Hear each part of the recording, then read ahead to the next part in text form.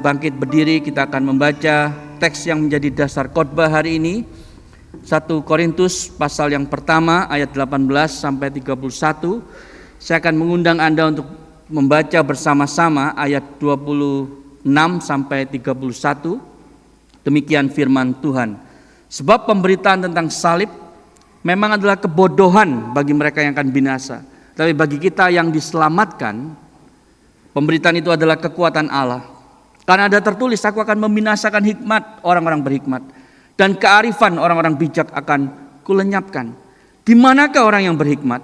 Di manakah ahli Taurat? Di manakah pembantah dari dunia ini? Bukankah Allah telah membuat hikmat dunia ini menjadi kebodohan? Oleh karena dunia dalam hikmat Allah tidak mengenal Allah oleh hikmatnya, maka Allah berkenan menyelamatkan mereka yang percaya oleh kebodohan pemberitaan Injil. Orang-orang Yahudi menghendaki tanda dan orang-orang Yunani mencari hikmat. Tetapi kami memberitakan Kristus yang disalibkan. Untuk orang-orang Yahudi suatu batu sandungan, dan untuk orang-orang bukan Yahudi suatu kebodohan. Tetapi untuk mereka yang dipanggil, baik orang Yahudi maupun orang bukan Yahudi, Kristus adalah kekuatan Allah dan hikmat Allah. Sebab yang bodoh dari Allah lebih besar hikmatnya daripada manusia, dan yang lemah dari Allah lebih kuat daripada manusia. Bersama-sama ingat saja saudara, bagaimana keadaan kamu ketika kamu dipanggil. Menurut ukuran manusia, tidak banyak orang yang bijak, tidak banyak orang yang berpengaruh, tidak banyak orang yang terpandang. Tetapi apa yang bodoh bagi dunia dipilih Allah untuk memalukan orang-orang yang berhikmat. Dan apa yang lemah bagi dunia dipilih Allah untuk memalukan apa yang kuat. Dan apa yang tidak terpandang dan yang hina bagi dunia dipilih Allah, bahkan apa yang tidak berarti dipilih Allah untuk meniadakan apa yang berarti, supaya jangan ada seorang manusia pun yang memegahkan diri di hadapan Allah, tetapi oleh Dia kamu berada dalam Kristus Yesus, yang oleh Allah telah menjadi hikmat bagi kita. Ia membenarkan dan menguduskan dan menebus kita. Karena itu seperti ada tertulis, barang siapa yang bermegah, hendaklah ia bermegah di dalam Tuhan. Demikian jawab pembacaan firman Tuhan. Silakan duduk. Selamat datang kepada setiap Anda, khususnya kepada Anda yang baru pertama kali hadir dalam ibadah ICC Melbourne. Dan saya melihat beberapa tamu, Pak Willy, Ibu Diana, dan Eloy, dan Kim, welcome to ICC Melbourne. Saudara, hari ini kita akan melihat rangkaian khotbah dari 1 Korintus, Redeeming the Ruins. Bagaimana Allah menyampaikan Injil Kristus Yesus kepada kota yang paling penuh dengan berhala, kepada gereja yang paling penuh dengan masalah, yaitu gereja Korintus. Dan dari sana kita mendapatkan intisari pemahaman tentang salib Kristus yang Anda tidak akan temukan dalam filsafat dunia manapun. Saya ingin memulai dengan mengajak Anda untuk memikirkan, melihat sebuah gambar di slide berikut, yaitu gambar kursi listrik. Kursi listrik ini adalah alat yang secara khusus dirancang untuk hukuman mati. Orang-orang yang divonis untuk dihukum mati, Anda tahu mungkin karena pernah melihat film, itu kepalanya diikat dengan electrodes untuk dialiri listrik, demikian juga kaki mereka, dan kemudian mereka akan tentunya mati. Saudara, bayangkan kalau kursi listrik ini digantung di atas mimbar atau di atas building gereja. Bayangkan saudara, kalau kursi listrik ini kita nyanyikan setiap minggu. Jadi kita nggak nyanyi seperti ini ya, seperti biasa kita akan nyanyi kalau lagu hymn itu, salibnya, salibnya, selama mulia. Ini kita ganti. Jadi gimana saudara? Kursi listrik, selama mulia. Saudara pikir ini gila banget orang Kristen, nyanyi tentang kursi listrik. Saudara, visi itu begitu repulsif karena kita mengasosiasikan kursi listrik dengan hukuman mati. Dan itulah satu horor yang pernah dihadapi oleh manusia di abad yang pertama tentang salib Kristus, yang hari ini setelah 20 abad saudara, kita tidak lagi merasakan sama sekali. Kita sulit untuk mengapresiasi betapa gila message of the cross itu. Betapa mengherankan, betapa konyol saudara, Allah yang hadir dalam manusia lalu mati sebagai kriminal di tangan para musuhnya. Itu sesuatu yang penuh dengan skandal. Saudara tahu kenapa? Karena salib itu adalah sebuah hukuman mati yang sangat-sangat memalukan. Karena yang dihukum mati itu dijemur di atas kayu yang begitu kasar, saudara, lalu dilucuti pakaiannya untuk dipertontonkan kepada semua orang, dan tangan kaki mereka tentu dipaku sehingga mereka tidak langsung mati seperti di kursi listrik, tetapi pelan-pelan matinya. Saudara, itu sebabnya hukuman salib hanya diberikan khusus bagi non-citizens of Rome. Karena itu terlalu tidak layak untuk warga negara Roma. Itu sebabnya saudara, hanya aliens, orang-orang yang barbarik, orang-orang yang begitu jahat, hanya budak yang akan dihukum mati dengan salib. Hari ini kita beda saudara, ya ada orang pakai anting-anting gambarnya modelnya salib, ya kan? Kita taruh itu di atas gedung gereja kita taruh itu di lapels kita saudara, kita pakai kalung salib gede-gede ya, biasanya kalau bukan bishop atau rappers ya, itu dua tipe orang yang pakai salib gede banget. Tergantung Anda yang mana gitu kan. Kita sudah kehilangan saudara, bukan hanya kegalauan tetapi kegilaan dari message salib. Itu sebabnya untuk kita bisa mengapresiasi lagi salib Kristus yang bagi Rasul Paulus adalah segalanya, kita perlu balik melihat apa yang Paulus katakan. Dan saya ingin memulai dengan melihat 3 hal saudara, yaitu the stupidity of the cross, the scandal of the cross, and the scope of the cross, dari ayat-ayat yang kita baru baca. Mari kita lihat yang pertama, the stupidity of the cross, secara khusus dari ayat yang ke-18. Kalau Anda membaca di dalam bahasa Inggris, sana dikatakan the word of the cross is folly atau foolishness. Ya, bagi mereka yang binasa, tapi bagi mereka yang diselamatkan itu adalah kekuatan Allah, the power of God. Paulus mengatakan bahwa berita salib itu memutarbalikkan segala sesuatu yang kita pahami.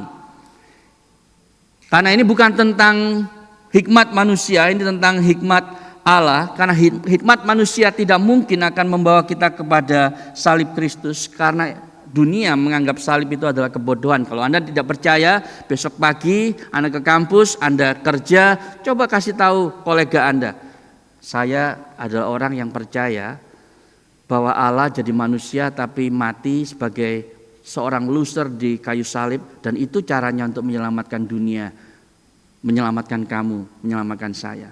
Saudara akan jadi bahan tertawaan, saudara akan dianggap aneh, kuper, kolot, dan tidak layak untuk jadi koleganya gitu ya. Saudara, dari sejak dulu sampai hari ini, dunia itu selalu membuat klasifikasi orang, ya kan? Dulu saudara, di zaman Rasul Paulus, dunia itu dipisahkan berdasarkan ras, status, atau nationality. Sampai sekarang sebetulnya. Tapi di zaman Rasul Paulus, di Korintus abad yang pertama saudara, orang itu dibagi menjadi dua bagian, orang Roma atau orang non-Roma yang disebut barbarik. Jadi orang Roma itu gila saudara, semua orang yang bukan warga negara disebut orang barbar. Jadi Anda dan saya sebenarnya kalau hidup di abad yang pertama dan Anda bukan Roma, kita itu barbarik. Atau saudara, Anda diklasifikasikan orang Yahudi atau apa? Non-Yahudi. Begitu aja. Begitu Anda bukan non-Yahudi, Anda dianggap second class. Atau Anda dianggap sebagai orang yang merdeka, atau Anda budak, dan separuh penduduk Korintus pada waktu itu adalah budak. Saudara, jadi klasifikasi ini dari dulu sampai sekarang tetap ada, cuma namanya aja beda-beda. Tapi bagi Paulus, saudara, polaritas yang paling penting bukan apakah kamu orang Roma atau orang barbarik, tetapi apakah engkau orang yang perishing or being saved. Anda orang yang sedang binasa atau sedang diselamatkan. Dan yang menentukan itu, satu garis yang memisahkan manusia adalah salib Kristus.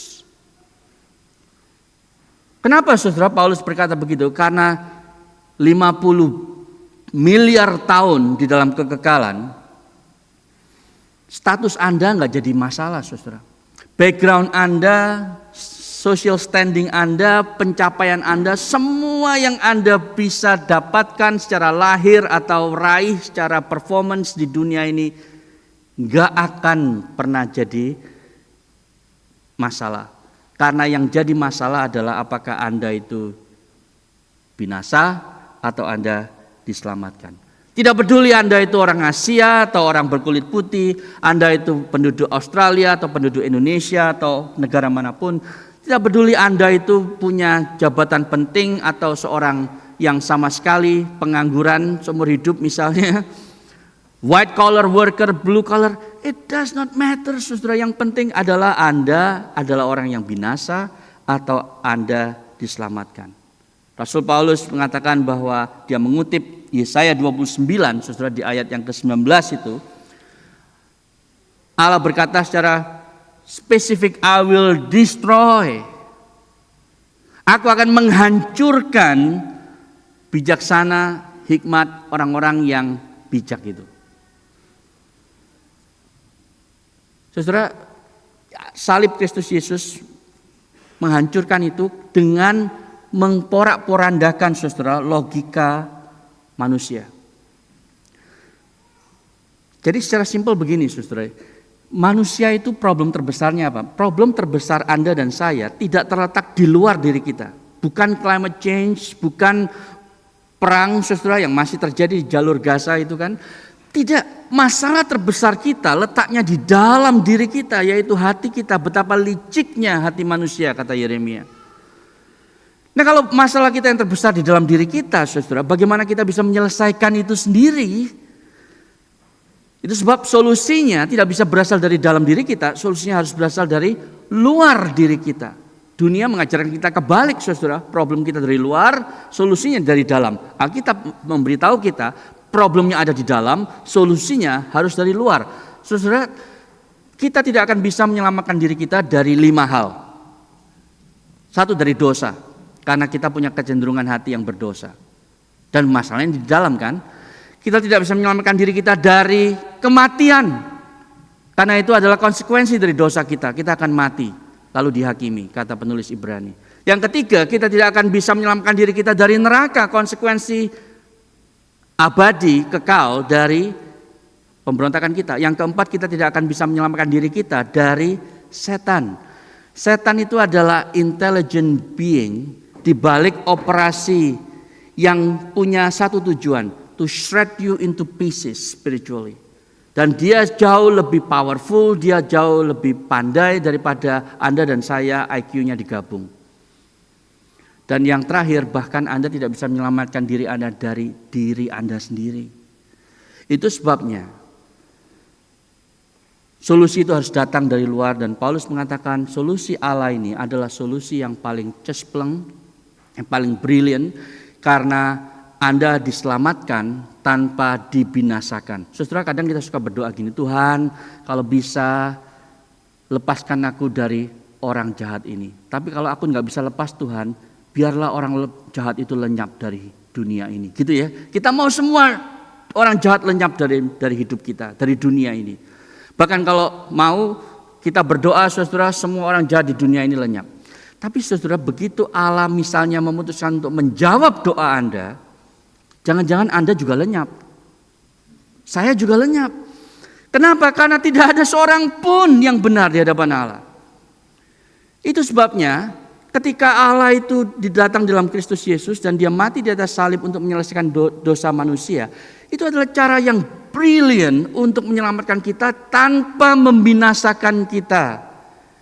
Itu sebabnya Paulus mengatakan bahwa berita salib ini memang adalah kebodohan bagi dunia yang tidak percaya. Tetapi bagi kita, saudara, itu adalah kekuatan Allah. Perhatikan ayat yang ke-18.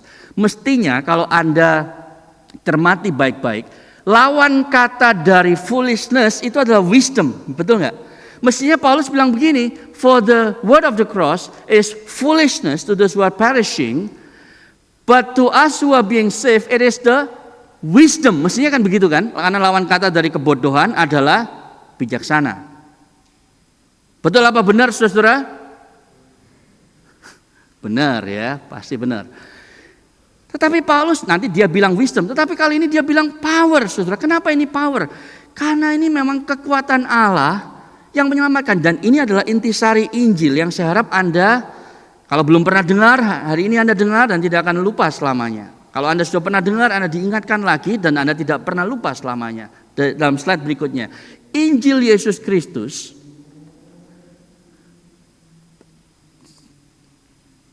slide berikutnya, Injil Yesus Kristus bukan hanya good advice, saudara. It's not even good news about God's power. Saudara, Injil Yesus Kristus tidak hanya berisi kekuatan Allah. Tidak hanya membawa Anda kepada kekuatan Allah. Injil Kristus Yesus itu adalah kekuatan Allah itu sendiri. Injil itu kan kematian Yesus dan kebangkitan Yesus. Itu kalau diperes, Injil itu keluarnya cuma itu, saudara. Ujung-ujungnya itu. The death and resurrection of Christ. Itu sendiri adalah kekuatan Allah.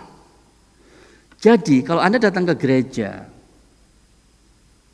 dari awal sampai akhir ibadah, Anda tidak pernah mendengar tentang kematian Kristus dan kebangkitan Kristus itu dinyanyikan, didoakan, dikhotbahkan apalagi. Saudara, Anda sedang tidak ada di dalam gereja. Jadi sebenarnya tes ibadah yang baik itu adalah ini, saudara. Apakah message yang Anda dengar itu bisa Anda dapatkan di luar gereja? Di wihara, di masjid, di TED Talk, di TV, di sosial media. Kalau message-nya sama, saudara, tidak ada berita yang bodoh ini, maka saudara, Anda sebetulnya sedang tidak perlu datang ke gereja. Karena Anda bisa mendapatkan itu di tempat lain. Tetapi Allah berkata, aku akan menghancurkan hikmat dunia dengan berita salib yang seharusnya menjadi porsi utama di dalam setiap ibadah Kristiani. Karena Paulus mengatakan itulah kekuatan Allah. Itulah kekuatan Allah yang menyelamatkan. Lalu Paulus itu, saudara, menghina orang-orang dunia. Ya, dalam slide berikutnya dia mengatakan, di mana 3 kali, saudara? Di manakah para filsuf itu?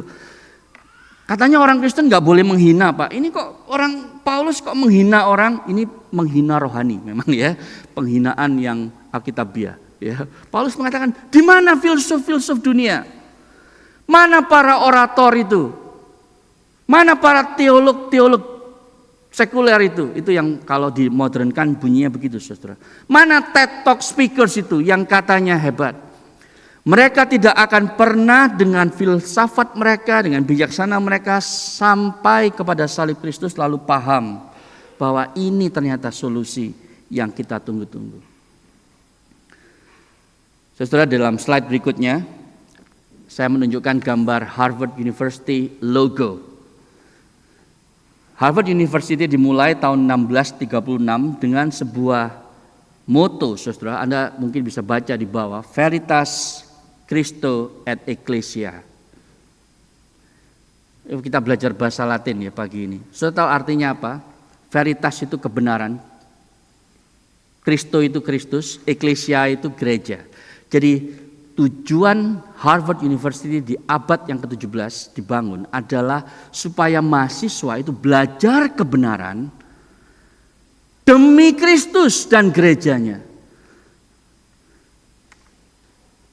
Saudara, kalau Anda hari ini jadi mahasiswa, Anda perlu sadar ini bahwa kalau Anda belajar sebuah ilmu, tujuannya adalah seharusnya untuk ini. Truth for Christ and His Church. Dan yang menarik saudara, ada 3 simbol buku di sana. Ya kan? Buku yang ketiga yang di bawah itu tertutup. Yang di atas menghadap ke atas, yang ketiga ditutup. Sudah tahu artinya apa? Karena para bapak-bapak pendiri Harvard University sadar, sehebat apapun kita tahu tentang dunia ini, belajar tentang segala macam ilmu, ada satu hal yang hanya Tuhan saja bisa nyatakan kepada kita, yaitu di dalam firman-Nya. Itu sebab semua ilmu yang kita akan pelajari dan ajarkan kepada mahasiswa tidak mungkin menyelesaikan masalah manusia. Itu yang disadari oleh bapak-bapak pendiri Harvard, saudara. Anda tahu hari ini simbolnya diganti, bukunya dibalik, saudara, kebuka semua. Karena mereka sekarang mengatakan, no, tidak ada limit kepada human reason dan human wisdom. Lalu simbolnya, motonya di bawah, cuman diganti satu kata, yaitu veritas, kebenaran. That's it.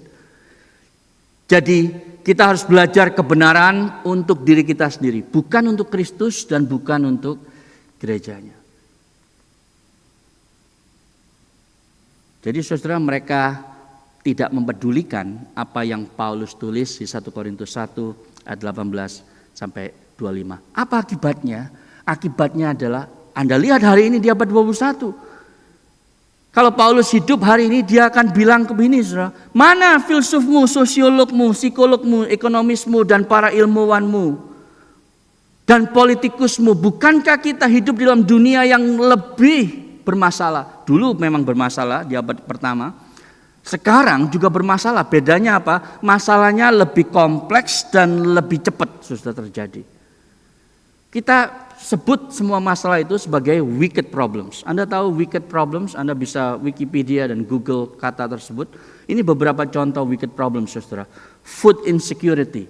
Kita tidak punya cukup suplai makanan di negara-negara yang di bawah garis kemiskinan. Tapi di saat yang bersamaan kita punya obesity pandemic. Food insecurity and obesity pandemic terjadi bersama-sama di abad ini.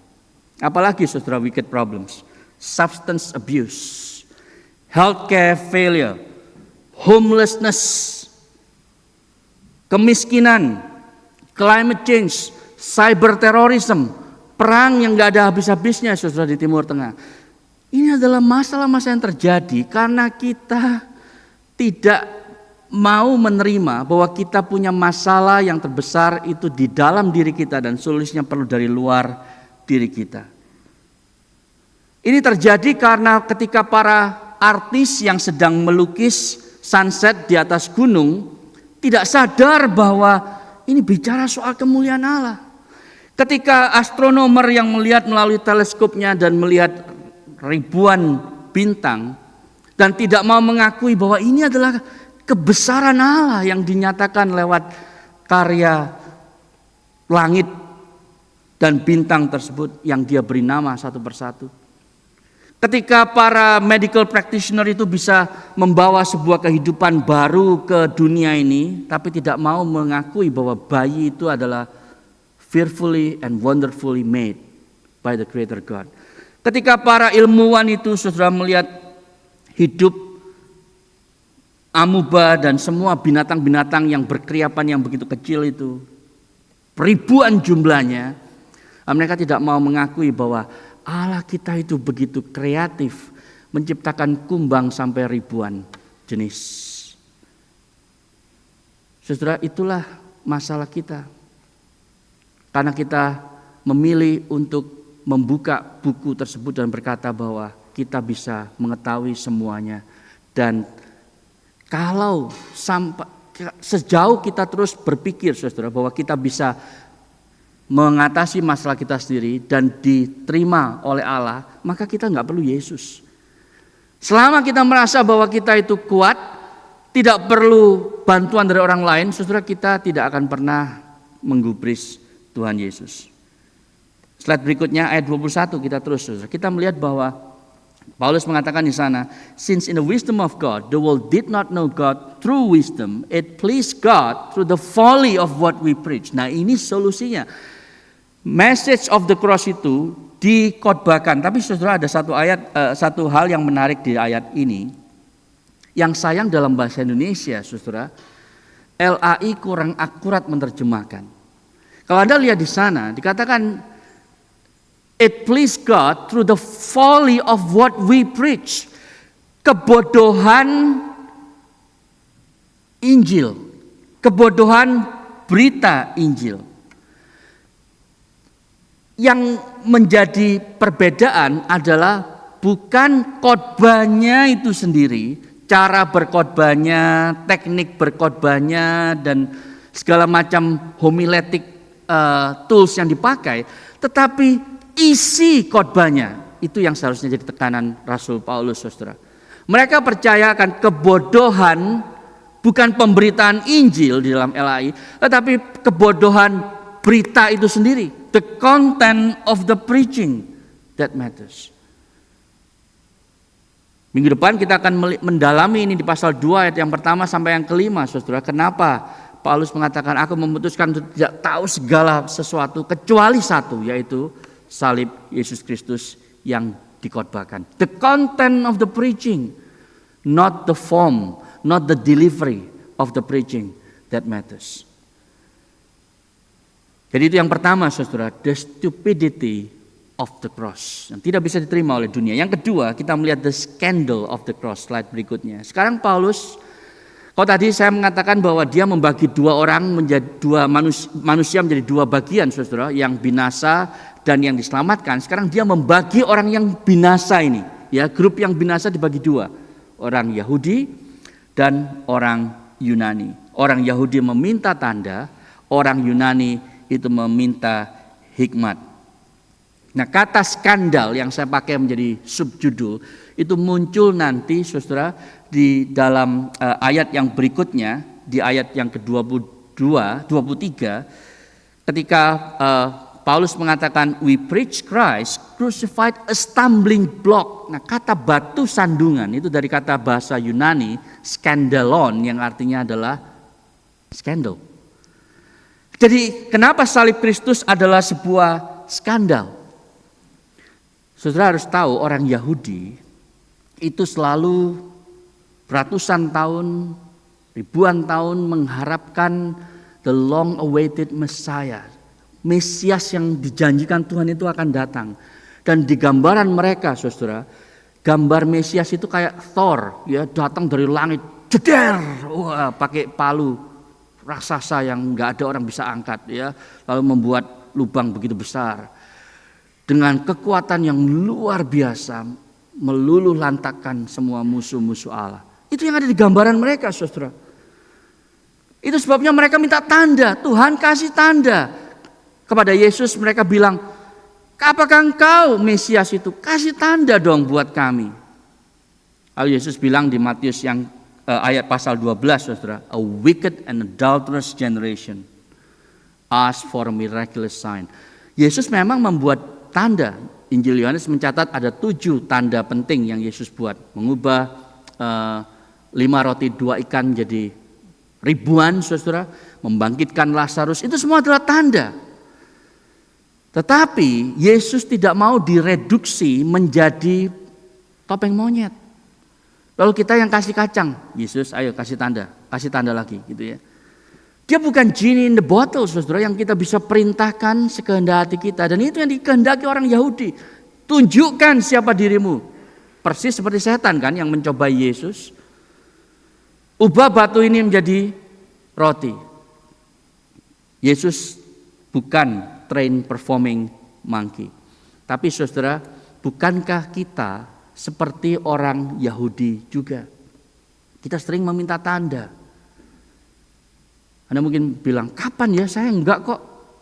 Apakah benar, saudara? Coba pikirkan. Apakah Anda pernah berdoa seperti ini? Tuhan, saya akan dedikasi hidup saya kepadamu kalau Tuhan menyembuhkan anak saya. Pernah saudara doa kayak begitu? Tuhan, saya akan mengikuti Yesus nanti kalau Engkau memberi aku pekerjaan yang aku inginkan. Tuhan, aku akan secara sukarela menjadi orang Kristen kalau Tuhan itu menunjukkan dirimu kepadaku. Enggak abstrak, enggak teoritis, tapi real Tuhan. Aku akan jadi Kristen nanti. Tuhan, aku akan mulai baca Alkitab kalau masalah rumah tanggaku dengan suami atau dengan istri itu sudah selesai. Tuhan, aku akan mengakui Yesus adalah Tuhan kalau Dia itu memberikan mujizat dalam hidupku. Sehingga semua kesulitanku untuk percaya itu hilang. Saudara, waktu kita berdoa semacam itu, kita yang sedang mengevaluasi Tuhan, bukan Tuhan yang mengevaluasi kita.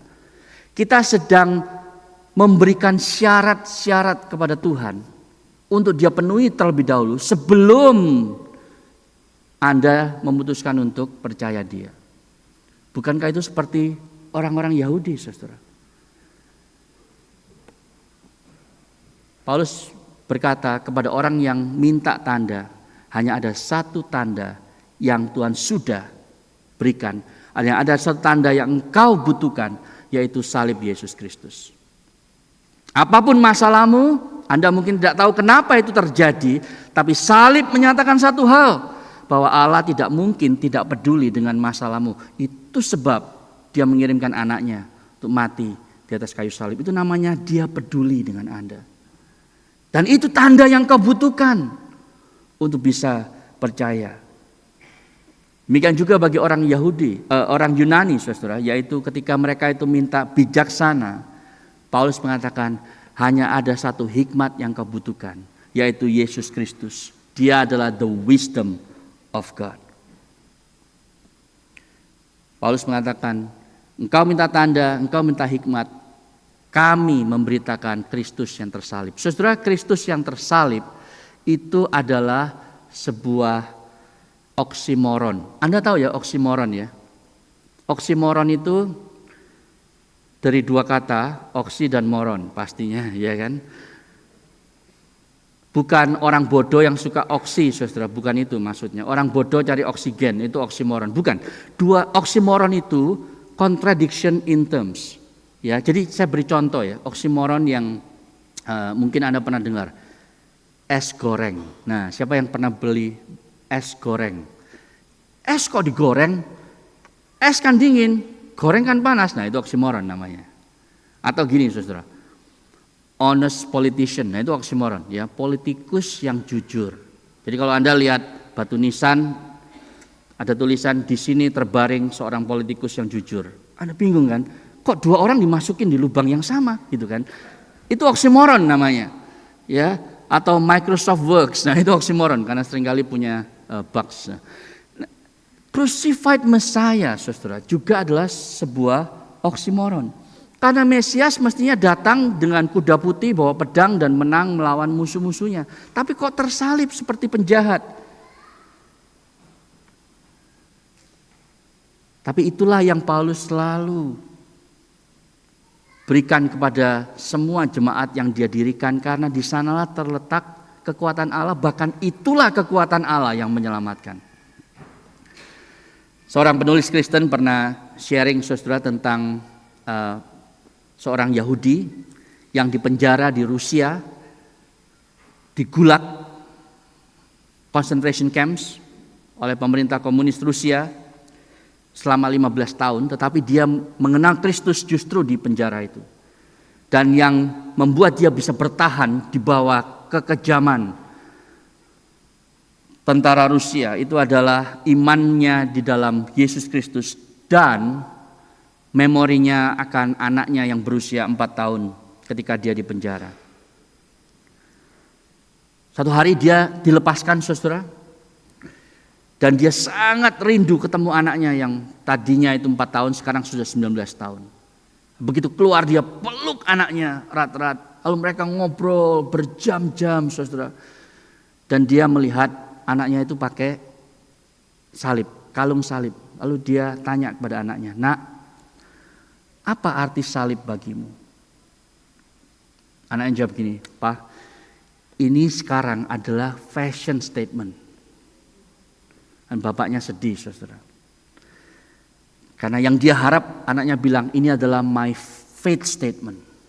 Ini adalah statement imanku pada dunia bahwa aku sekarang milik Kristus, bukan milik dunia. Mestinya kan begitu. Tapi bukan faith statement, fashion statement. Saudara, pertanyaan saya kepada Anda pagi hari ini, apakah salib Yesus Kristus adalah fashion statement atau faith statement Anda? Apakah itu membuat perbedaan di dalam prioritas hidup Anda? Di dalam Anda membuat keputusan, di dalam Anda mempertimbangkan apa yang harus Anda lakukan dalam situasi dilematis, etis, dan semua keputusan yang penting dalam hidup Anda. Karena itu yang menentukan, saudara. The scandal of the gospel itu adalah sebuah batu sandungan, tetapi sebuah kekuatan yang menyelamatkan bagi orang yang percaya. Yang terakhir, saudara, the scope of the cross. Ayat 26 sampai ayat 30.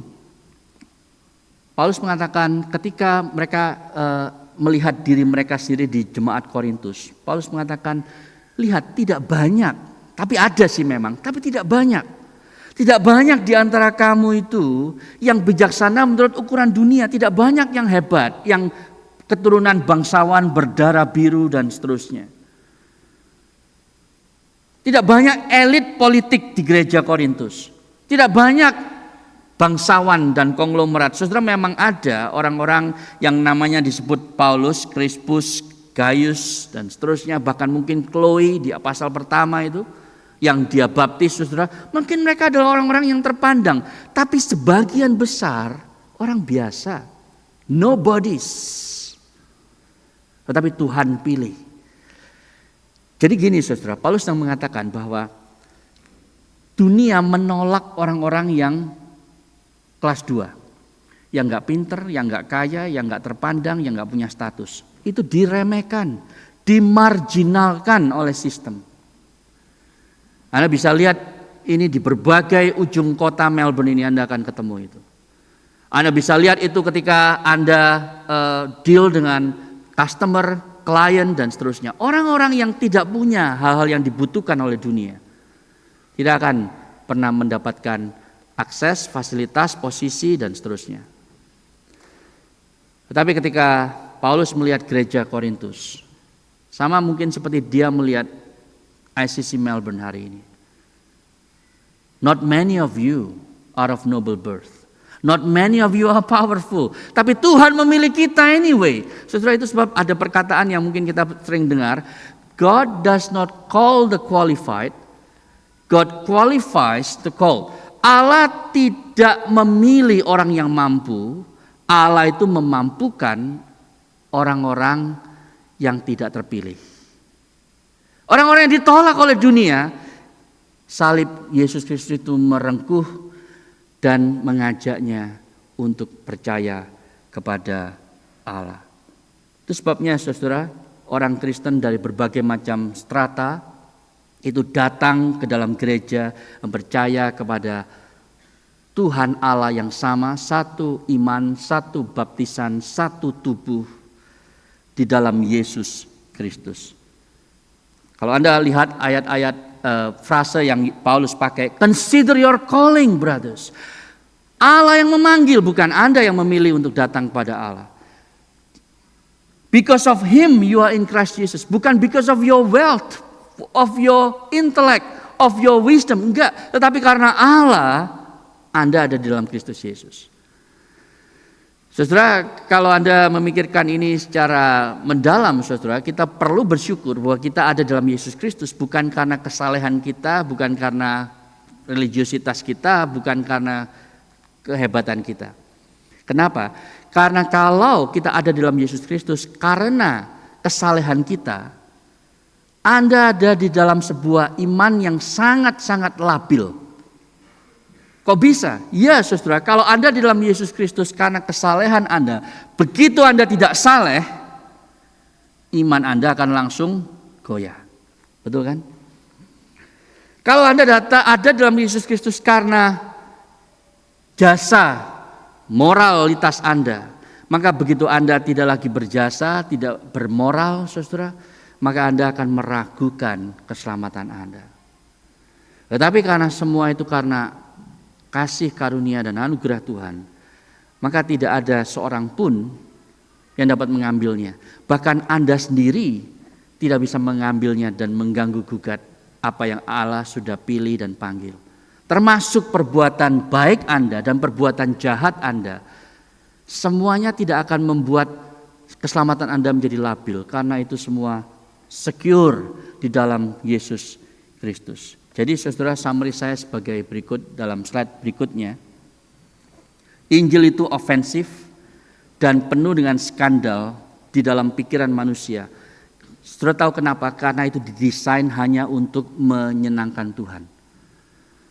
Kalau kita ada dalam Yesus Kristus karena kehebatan kita, satu hari di surga nanti ketika Anda ada di dalam kekekalan bersama dengan Yesus, Anda bisa bilang gini, Yesus terima kasih ya.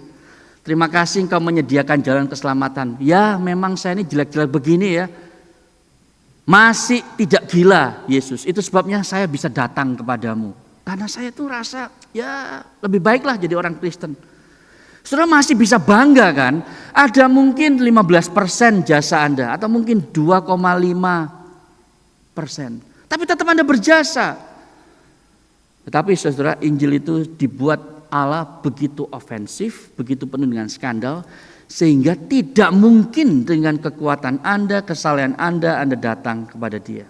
Injil tidak memberikan kredit kepada kita apapun di dalam desain, proses dan hasil keselamatan. Karena semua itu adalah karya Allah Tritunggal. Allah Bapa yang merencanakan keselamatan, Allah Anak mengeksekusinya, dan Allah Roh Kudus yang mengaplikasikannya kepada Anda secara pribadi di dalam situasi dan konteks yang berbeda-beda. Tidak ada jasa kita apapun, saudara. Dan Injil itu, saudara, dikatakan di sana offense our pride. Membuat kita itu tidak suka karena kesombongan kita itu diobrak-abrik oleh Tuhan. Karena kita tidak bisa menyelamatkan diri kita dari diri sendiri. Dan the gospel itu juga offense our wisdom. Karena itu menyelamatkan kita melalui sesuatu yang sangat bodoh. Saudara bayangkan Allah jadi manusia. Itu kan hanya mitos sebetulnya, kata orang dunia. Allah datang sebagai manusia, bukan hanya itu, dia datang sebagai budak. Filipi pasal yang kedua, menjadi seorang hamba kan. Lalu sampai taat sampai mati, bahkan sampai mati di atas kayu salib seperti penjahat. Saudara, dan itu sangat-sangat ofensif, sangat-sangat beda dengan hikmat dan pengharapan kita. Bukan hanya itu, dia lalu mati dan dibangkitkan lagi dari kematian. Mana ada orang mati bisa bangkit dan tidak pernah mati lagi dan nanti akan datang lagi. Terlalu konyol untuk bisa dipercayai. Tapi justru di dalam kekonyolan itu, saudara, kalau bukan karena divine revelation, Anda dan saya tidak mungkin ada di gereja hari ini dan duduk 1,5 jam lalu sambil berdiri tentunya nyanyi untuk mendengarkan khotbah, saudara. Tanpa divine revelation, nggak mungkin bagi kita bisa percaya sebuah desain Allah untuk menyelamatkan kita yang begitu aneh. Itu sebab Paulus berkata, jangan ada yang membanggakan diri. Saya ingin menutup, saudara, dengan sebuah ilustrasi seorang yang bernama Brian Head Welch. Anda mungkin nggak tahu ini, saya juga baru tahu tidak lama. Dia seorang lead gitaris dari sebuah grup band heavy metal. Ya, berarti Anda tidak ada yang suka heavy metal. Ada yang tahu? Oh, ada satu orang yang tahu ya. Terima kasih. Tidak semua dari Anda tidak suka heavy metal. Ya. Tidak semua dari Anda pecinta musik klasik. Jadi memang gereja itu beraneka ragam, nggak apa-apa, saudara ya. Orang ini bagian dari grup musik namanya Korn, K-O-R-N, yang diambil dari Children of the Corn, film horor, saudara. Dan sangat populer, menjual jutaan rekor, saudara, di dunia. Dan Brian ini punya segala sesuatu yang dia inginkan. Fame, fortune, hidupnya selalu berkelimpahan di dalam segala macam hal. Tetapi di balik semua itu, dia itu mengalami satu penderitaan yang amat sangat, hidupnya itu spiraling out of control. Dia addicted ke drugs pastinya, amfetamin, saudara, methamphetamines, kemudian lifestyle-nya itu mempengaruhi relasinya, dia tidak lagi hidup dengan istrinya dan anaknya itu menjauhi dia dan dia sangat mencintai anaknya, tetapi dia tidak mungkin, saudara, memiliki relasi seperti bapak yang pada umumnya karena addiction yang dia alami. Dan dia sudah melakukan segala macam cara untuk menjadi sembuh, untuk get clean, untuk quit the drugs, tapi dia selalu gagal. Lalu satu hari dia punya teman seorang real estate developer mengajak dia datang ke gereja. Dan dia ketawa. Lu gak salah. Karena datang ke gereja menurut dia itu sangat absurd, saudara. Tapi dia diberitahu, look, kamu sudah melakukan segala macam cara untuk keluar dari masalahmu. Kalau gak ada yang lain, kenapa gak datang ke gereja? Lalu dia pikir-pikir, mungkin ada benarnya ya. Saya sudah ke terapi, saya sudah pakai berbagai macam teknik dan selalu gagal dan gagal lagi. Hari itu dia ke gereja, saudara. Untuk pertama kali dalam hidupnya dia mendengar berita Injil. Yesus mati bagi orang berdosa dan memberikan jalan keluar bagi mereka yang hidup di dalam perbudakan dosa melalui kematiannya di atas salib. Itu berita yang disampaikan, saudara. Tidak ada yang spektakuler dari pengkhotbahnya atau caranya, tapi dia mendengar berita itu dan dia merasa message-nya begitu konyol, begitu bodoh. Tetapi ada sesuatu yang menggerakkan dia, dan ketika dia memikirkan itu setelah dia pulang dari gereja, ada sesuatu yang tiba-tiba klik, saudara. Dia sadar bahwa dia sudah mencoba segala sesuatu. Dia bolak-balik rehabilitasi dan selalu gagal. Lalu dia memutuskan untuk menyerahkan dirinya kepada seorang pribadi yang mampu menyelamatkan dia, yaitu Yesus Kristus. Setelah dia melakukan itu, saudara, dia merasakan beban berat yang dia pikul dengan addiction-nya dan dosanya itu tiba-tiba terangkat, saudara. Lalu dia meninggalkan grup musiknya.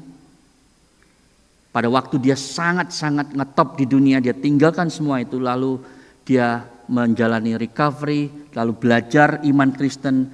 Dan setelah beberapa bulan, saudara, dia dilepaskan dari addiction-nya terhadap drugs itu. Dan dia mengatakan, saudara, bahwa berita salib meskipun kelihatannya begitu bodoh bagi aku, tapi justru melalui itu aku mendapatkan hikmat Allah dan kekuatan untuk lepas dari addiction yang aku derita bertahun-tahun. Beberapa tahun kemudian dia balik ke grup musiknya Korn itu, saudara. Tapi sebagai seorang yang berbeda sama sekali. Manusia lama itu sudah berlalu, yang baru sudah datang. Dan dia hanya ingin share the story, kisah pertobatannya. Dan dia sampai hari ini, saudara, terus memberitakan tentang kebodohan salib Kristus yang mengubah hidupnya 180 derajat. Saudara, Anda mungkin tidak berdosa seperti Brian. Anda mungkin tidak terlibat addiction, saudara. Tetapi saya yakin kalau ada beberapa 175 orang di ruangan ini, saudara, ada beberapa yang mungkin sedang mengalami masalah yang Anda sudah mencoba bertahun-tahun untuk lepas. Anda mungkin perlu datang kepada Yesus Kristus. Anda perlu datang kepada salibnya. The power of God that can save you from the bondage of sin. The only power of God in this world. Anda tidak perlu mencoba segala sesuatu teknik yang lain di dunia ini. Baru Anda sadar bahwa ternyata itu gagal dan gagal dan gagal lagi. Karena itu sudah dinyatakan oleh Rasul Paulus bahwa hanya salib Kristus yang adalah kekuatan Allah yang menyelamatkan. Kalau Anda mau, datanglah kepada Yesus. Kalau Anda sudah Kristen, sudahkah salib Kristus itu sungguh-sungguh mengubah hidup Anda? Ataukah itu hanya jadi pengetahuan doktrinal yang membuat Anda itu merasa lebih superior dari orang lain yang belum memahami salib Yesus? Atau sungguh-sungguh apa yang Anda akan lakukan besok hari Senin pagi? Kenapa Anda kerja ke kantor dan melakukan atau work from home gitu ya? Why do you do your work? Kenapa Anda studi susah-susah di Australia? Kenapa nggak di Indonesia aja? Kenapa jauh-jauh datang di sini? Saudara, kalau jawabannya tidak ada kaitannya dengan salib Yesus Kristus, Anda belum sungguh-sungguh memahami bagaimana kekuatan Allah yang menyelamatkan ini Anda butuhkan setiap hari dan setiap area dalam hidup Anda. Saya mengundang Anda untuk semakin dalam menjadikan itu konviksi hidup Anda sampai Anda bisa berkata seperti Paulus, aku tidak mau tahu segala sesuatu kecuali salib Yesus yang akan menggerakkan semua yang aku lakukan. Studiku, pekerjaanku, hidup rumah tanggaku, relasiku dengan bos, dengan kolega, dengan klien, bahkan semua kebiasaan hidupku, semua itu didrive oleh salib Kristus. Maukah Anda balik kepada salibnya? Mari kita tunduk kepala, kita berdoa.